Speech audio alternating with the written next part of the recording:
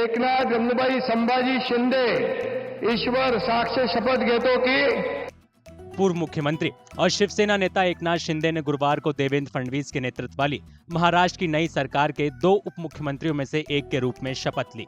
साल 2022 में शिवसेना से बगावत करने वाले वरिष्ठ नेता एकनाथ संभाजी शिंदे ने महाराष्ट्र में एक तेज तर्रार और कर्मठ नेता की छवि हासिल की।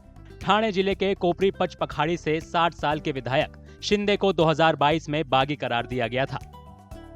मैं इतना ही कहता हूँ कि 2.5 साल का जो महायुति सरकार है, ये महाराष्ट्र एक प्रगतिशील राज्य है। महाराष्ट्र देश को वैचारिक दिशा देने वाला राज्य है और ऐसे राज्य का मुख्यमंत्री बनने का मौका मेरे जैसे एक सर्वसामान्य किसान परिवार में से एकनाथ शिंदे को मिला।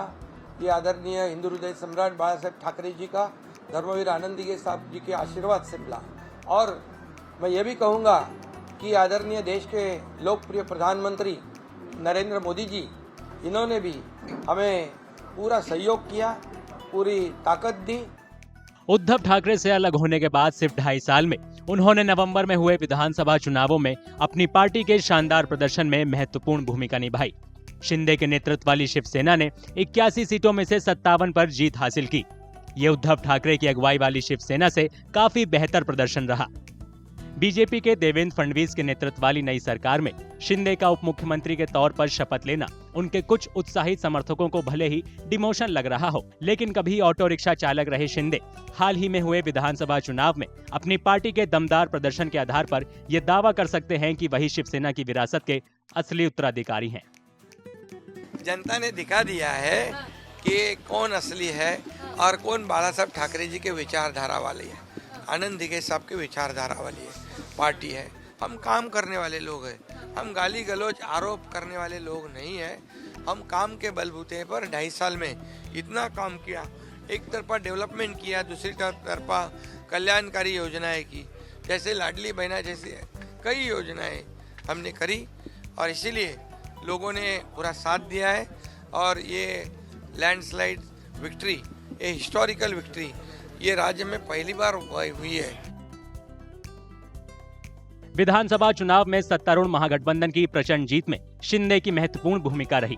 मुख्यमंत्री के तौर पर महिलाओं के लिए लाई गई लाडकी बहन योजना चुनावों में पासा पलटने वाली साबित हुई। ये योजना महिलाओं के बीच इतनी लोकप्रिय हुई कि शिंदे को लाडका भाऊ भी कहा जाने लगा। इस प्रमुख योजना के तहत पात्र महिलाओं को हर महीने 1,500 रुपए दिए जाते हैं।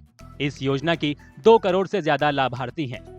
लाडली बहनों को कभी भी किसी सरकार ने विचार नहीं किया था, हमारी सरकार ने किया, इसलिए वोटिंग परसेंटेज भी बढ़ गया है। बाकी भी हमारे लाडले बहनों का वोटिंग पर, लाडले भाइयों का भी वोटिंग परसेंट, सभी लोगों ने परसेंटेज ऑफ वोटिंग बढ़ा दी। और इसीलिए मैं इतना ही कहूँगा कि देखिए, केंद्र और राज्य सरकार मिलकर जब काम करता है तो ऐसे प्रकार के काम होते, डेवलपमेंट होती है और उसी का नतीजा जो है हम देख रहे हैं। एकनाथ शिंदे ने जब जून 2022 में तत्कालीन मुख्यमंत्री और शिवसेना प्रमुख उद्धव ठाकरे के खिलाफ बगावत की तो उनका ये कदम अपने राजनीतिक करियर को खतरे में डालने वाला लगा। हालांकि 2.5 साल बाद शिंदे बेहद मजबूत होकर उभरे। उन्होंने न सिर्फ सत्तारूढ़ महायुति गठबंधन में महत्वपूर्ण नेता के रूप में अपनी पहचान बनाई, बल्कि महाराष्ट्र की बेहद प्रभावशाली हस्तियों में भी शुमार हुए।